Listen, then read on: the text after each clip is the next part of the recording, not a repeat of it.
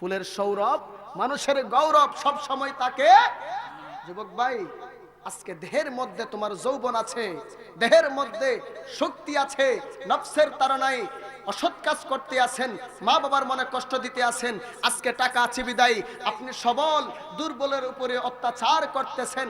মনে রাখবেন, এই দুনিয়ার মানুষ আপনার বিচার করতে পারুক আর না পারুক, একদিন আল্লাহর কাছে জবাব দেওয়া লাগবে কি লাগবে না? তরমুজ ব্যবসায়ী ছিল ফেরাউন, বাগের দুধ খাওয়াইয়া লালন পালন করছে আমার আল্লাহ সাদ্দাতকে। ফেরাউন নিজের খোদা দাবি করছে, সাদ্দাত কই আমি আল্লাহর জান্নাতে যাব। বলেন তো তাদের ধ্বংস হয়েছে কি হয় নাই? ফেরাউনকে আমার আল্লাহ শুটকি বানাইয়া রাইখা দিছে। সাদ্দাত আল্লাহকে ডিঙ্গাইয়া যে জান্নাত বানিয়েছে, ওই জান্নাতের মধ্যে সে প্রবেশ করতে পারে। এই যে মানুষটা, কত সুন্দর একটা শরীর, একদিন উনি যুবক থাকা অবস্থায় কম বাহাদুরি করছে, কথা কয় না।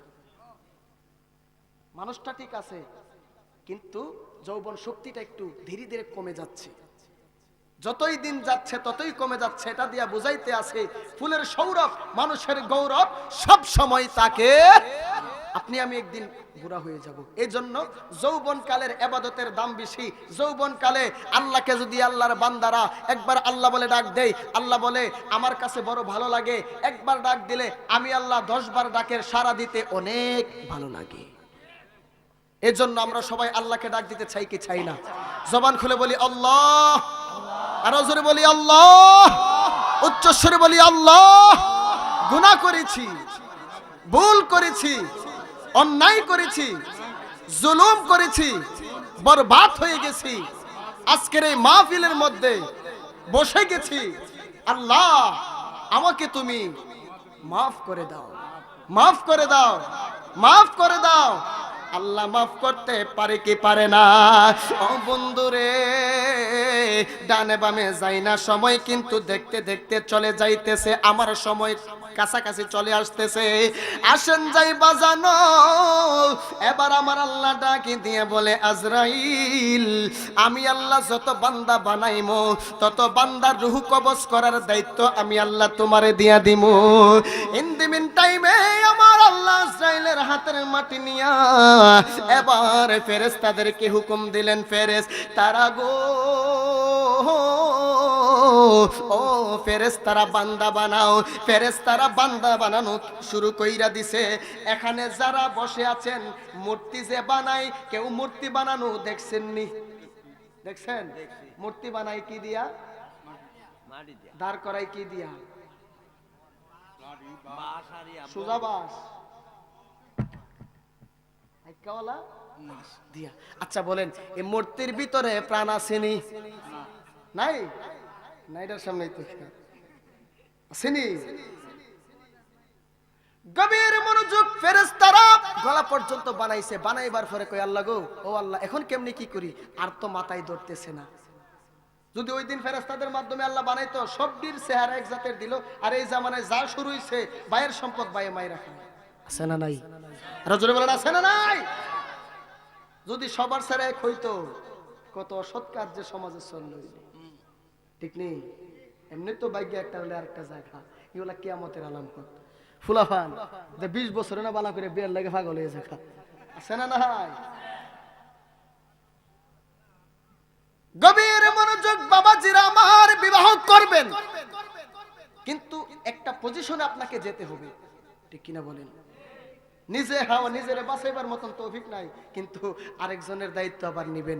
এই জন্য করেন, কোনো সমস্যা নাই, 20 বছর না পারলে 10 বছরে বিয়ে করেন, কিন্তু তারা যে আপনি লালন পালন করতে পারবেন কিনা পরিপূর্ণ, এই চিন্তা চেতনা মাথার মধ্যে রেখে বিবাহ করিয়েন। বাবাজিরা আমার, খারাপ লাগতেছে আপনাদের? আমি কাউকে গালি দিয়েছি? কোনো কিছুই বলেছি?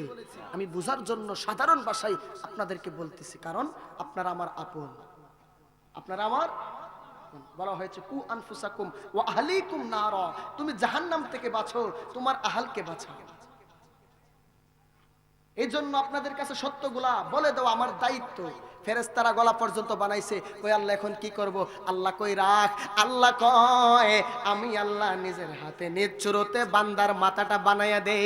এবার আমার আল্লাহ কোন বলার সাথে সাথে ফায়াকুন হয়ে গেছে। তাল শহরের বাবারা এক একজনের চেহারা এক এক ধরনের হইয়া গেছে।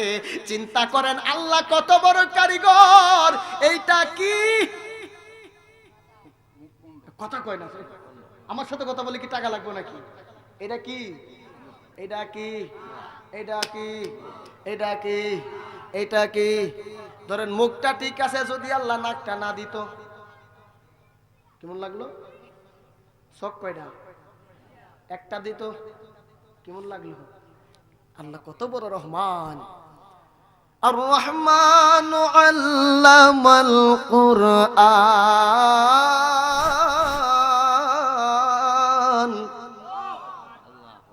হাত কয়টা? একটা দিত।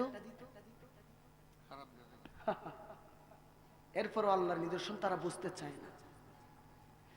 বাবাজিরা আমার গভীর মনোযোগ দিলের কান লাগায়া শুনেন, কিতাব প্রমাণ করে বাজানো। আল্লাহ যখন মাথা বানাইলেন, আদমের চেহারা মূর্তি রাখছে, আল্লাহ কথা কয় দেহের মধ্যে রূহ নাই, কথা কইব না রে। আল্লাহ কয় আদম কথা বলো।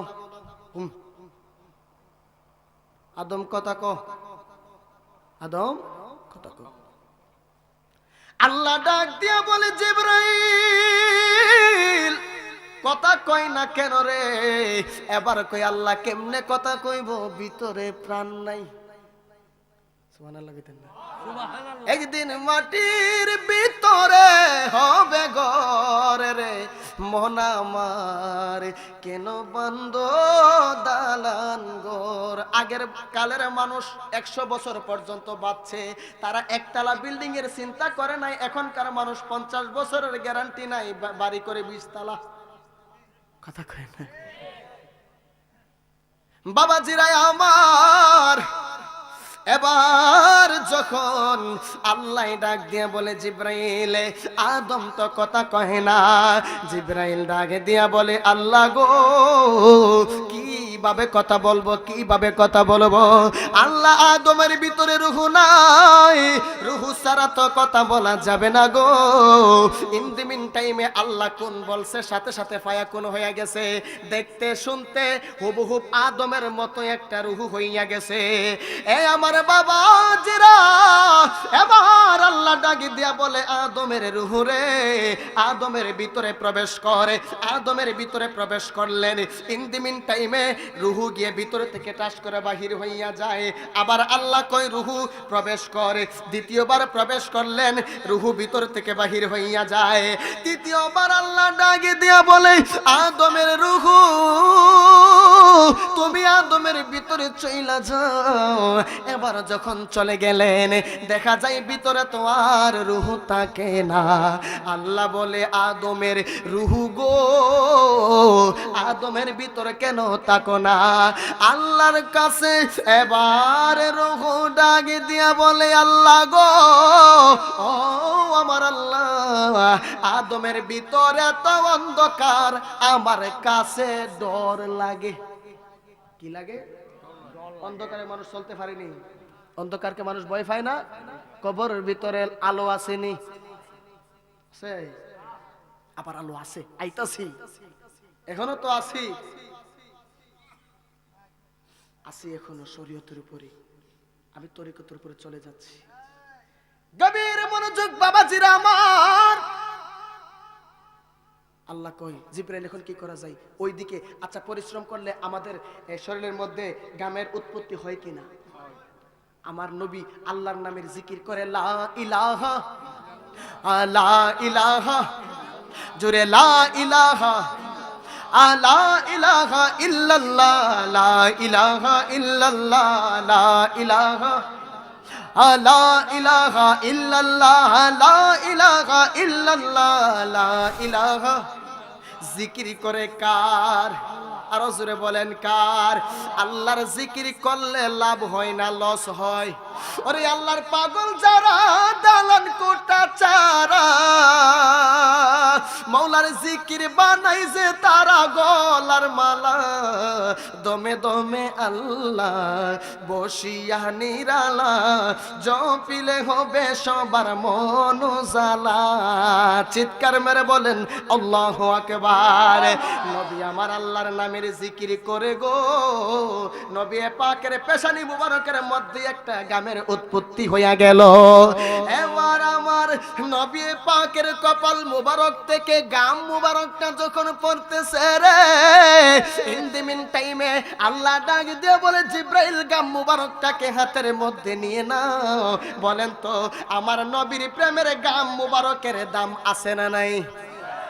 হাতের মধ্যে নিছে। জিব্রাইল কয় আল্লাহ গো, আমি কত গন্ধ দুনিয়াতে দেখলাম, তুমি আমাকে বানাইবার পরে দেখলাম ও আমার আল্লাহ তোমার বন্ধুর প্রেমের গাম মুবারক, এটার এত সুন্দর গান, এত সুন্দর গান তো আমি কখনো আর শুনতে পাই নাই। আমার আল্লাহ ডাক দিয়ে বলে ও জিব্রাইল, যেহেতু এটা আমার বন্ধুর প্রেমের গাম মুবারক, এই প্রেমের গাম মুবারকটাকে ফেয়ার এন্ড লাভলির মতন আদমের চেহারার মধ্যে মেসেজ কইরা দাও। মেসেজ করে দিছে। দেওয়ার পরে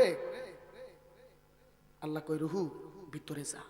রুহু গেছে আর আসে না। রুহু ভিতরে ঢুকছে, আল্লাহ কই বাহির হ, না বাহির হ, না বাহির হ।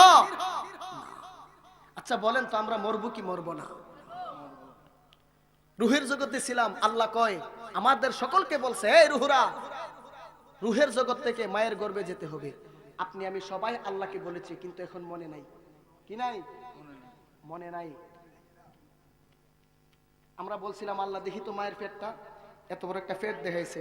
আমরা বলছিলাম আল্লাহ গো আর বুঝি কথা নাই, এই সুডু ফেটের ভিতরে এত বড় দেহ কেমনে থাকবো? আল্লাহ কয় আমি আল্লাহ রহমান রহিম খলিল জব্বার, শুধু রহমত আর রহমত, শুধু দয়ার দয়া। আমরা রুহের জগৎ থেকে মার পেটের মধ্যে আসতে চাই নাই, মা বাবার বৈধ মিলনের মাধ্যমে পাঠিয়েছে কে? জোরে বলেন। 10 মাস 10 দিন মায়ের পেটে ছিলাম। পেট থেকে যখন আল্লাহ আপনাকে আমাকে 10 মাস 10 দিন পরে পাঠিয়ে দিবে, আল্লাহ বলছিল তোমাদেরকে দুনিয়াতে যাইতে হবে। আমরা সবাই বলছি না আল্লাহ দুনিয়াতে যাব না, কারণ মায়ের পেটটা এত সুন্দর একটা স্থান, প্রস্রাব করা লাগে না, পায়খানা করা লাগে না, খাদ দিয়ে